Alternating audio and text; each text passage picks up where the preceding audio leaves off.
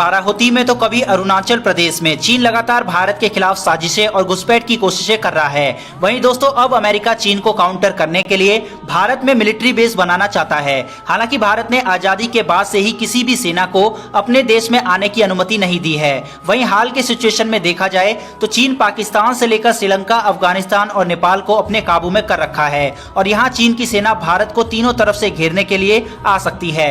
तो दोस्तों क्या भारत अमेरिका की सेना को अपनी सरजमी पर आने की अनुमति दे देगी और अपने इतने सालों के इतिहास को बदल देगी? भारत को क्यों अमेरिका को यह अनुमति दे देनी चाहिए और क्यों नहीं देनी चाहिए, ये सारी बातें इस वीडियो में हम जानेंगे। तो चलिए दोस्तों बिना वक्त गवाए स्टार्ट करते हैं इस वीडियो को। दोस्तों जैसे ही प्राइम मिनिस्टर मोदी अमेरिका का दौरा कर जो बाइडेन से मिलकर आए हैं, तब से भारत और अमेरिका के बीच रिश्ते में तेजी आई है। अभी हाल ही में अमेरिका की उप विदेश मंत्री भारत का दौरा करके गई है। वहीं अब अमेरिका के नेवल चीफ का भारत दौरा है और इसका मुख्य उद्देश्य चीन है। दोस्तों मिलिट्री बेस की चर्चा तब तेज हुई थी जब यूएसए के सेक्रेटरी ऑफ स्टेट ने कह दिया था कि न्यू दिल्ली के साथ हम डीपली एंगेज्ड हैं और यूएसए फ्यूचर में ऐसे बेसिस तलाश कर रहा है भारत में जिसकी मदद से अफगानिस्तान में एयर स्ट्राइक वगैरह आसानी से की जा सके। पाकिस्तान ने इससे पहले अपनी जमीन यूएस को देने से इनकार कर दिया था और वो दे भी नहीं सकता था क्योंकि उसकी जमीन पर पहले से ही चीन बैठा हुआ है। इसी वजह से यूएस के पास एकमात्र विकल्प भारत है जिसके जरिए अमेरिका चीन और अफगानिस्तान पर प्रेशर बना सकता है। दोस्तों अमेरिका काफी सालों से भारत पर यह भी दबाव बना रहा है कि भारत के जो नेवल बेसिस है वहां अमेरिकी शिप को डॉक करने का मौका दिया जाए, जिस वजह से सीधे चाइना के ऊपर प्रेशर बनाया जाए। यानी अमेरिका चाइना के खतरे को काउंटर करने के लिए भारत की जमीन को पूरी तरह से इस्तेमाल करना चाहता है और अपनी तीनों फोर्सेस को भारत में उतारना चाहता है ताकि वो सीधे सीधे चीन के ऊपर प्रेशर बना सके। तो दोस्तों यहाँ सवाल यह खड़ा होता है कि क्या भारत को यह अलाउ करना चाहिए या नहीं। दोस्तों भारत के ऊपर आने से पहले एक बार हम दुनिया के बाकी बड़े देशों को देख लेते हैं, जैसे कि रूस, अमेरिका और चीन। दोस्तों आपने ये कभी नहीं सुना होगा कि अमेरिका, रूस और चीन ने किसी दूसरे देश को अपनी जमीन का इस्तेमाल करने की अनुमति दी हो। उल्टा ये देश दूसरे देश में अपना मिलिट्री बेस बनाते हैं और ऐसा ये देश इसलिए करते हैं जिससे अपनी पावर को दुनिया के सामने दिखाया जाए। दूसरे देश की सेना को अपने देश में आने देना कमजोरी की निशानी होती है। अमेरिकी सेना का भारत में आना दो बात को दर्शाएगा। पहला तो ये कि भारत अमेरिका का पूरी तरह से अलाइन बन चुका है और दूसरा ये कि चाइना से लड़ने के लिए भारत को अमेरिका की जरूरत है और ये भारत कभी नहीं चाहेगा।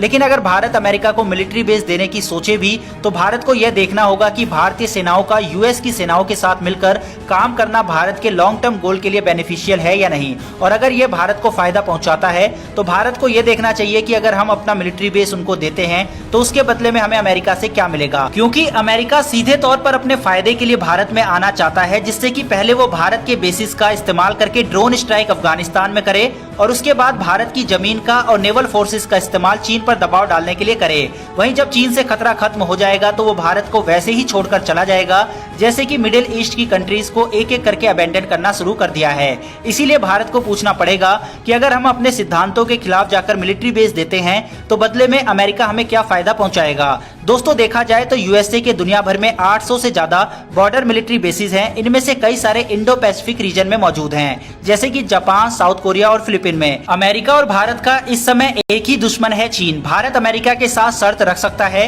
कि मिलिट्री बेस देने के बदले जो तीसरी कंट्रीज में उसके मिलिट्री बेसिस हैं, जैसे कि जापान, कोरिया जैसी इंपोर्टेंट जगह पर, वहां भारत की मिलिट्री को रहने की अनुमति दी जाए। इससे साउथ कोरिया, जापान और फिलीपीन, जो कि ये तीनों ही देश चीन के काफी करीब हैं और उसके दुश्मन भी है, तो भारत चीन की घेराबंदी कर यहाँ पर दबाव डाल सकता है और यहाँ अपनी मिसाइल रेजिमेंट वगैरह को तैनात कर सकता है। भारत यहाँ पर ब्रह्मोस, अग्नि जैसी मिसाइल को इन देशों में तैनात कर सकता है। इसके अलावा साउथ कोरिया और जापान में जो यूएस के नेवल बेस हैं, वहां पर भी भारत कह सकता है कि अपनी इंडियन नेवी की फ्लीट को रहने की इजाजत दी जाए। इससे भारतीय नेवी के कुछ फ्लीट जैसे कि कुछ सबमरीन्स और युद्ध पोस्ट सीधे तौर पर चीन के काफी करीब मौजूद होंगे और उससे डायरेक्ट प्रेशर बनाया जा सकता है। अगर भारत को यह अनुमति मिल जाती है तो भविष्य में चीन भारत से टक्कर लेने में 100 बार सोचेगा।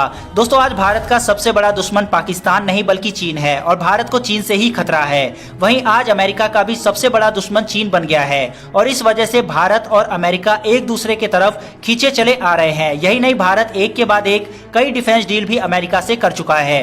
भारत को ये देखना होगा कि किस तरह से भारत अमेरिका का फायदा उठाकर अपनी ताकत को कई गुना तक बढ़ा सकता है। दोस्तों, मेरी जो पर्सनल ओपिनियन है उस हिसाब से भारत को अपना मिलिट्री बेस अमेरिका को नहीं देना चाहिए। इसका कारण यह है कि भारतीय सेना खुद ही कैपेबल है चीन और पाकिस्तान को एक साथ हैंडल करने में। खैर, मेरी राय यहाँ पर मायने नहीं रखती, फैसला भारत सरकार का होगा और वो ज्यादा बेटर समझते हैं। वैसे दोस्तों, आपके हिसाब से क्या अमेरिका को मिलिट्री बेस देना चाहिए या नहीं, ये भी हमें कमेंट करके जरूर बताएं। दोस्तों, डिफेंस से जुड़ी ऐसी वीडियो डेली आप तक पहुंचती रहे उसके लिए चैनल को सब्सक्राइब कर बेल घंटी को अवश्य दबा लें। फिलहाल दोस्तों, इस वीडियो में इतना ही। फिर मिलेंगे डिफेंस से जुड़ी ऐसी एक नई वीडियो के साथ। धन्यवाद। जय हिंद।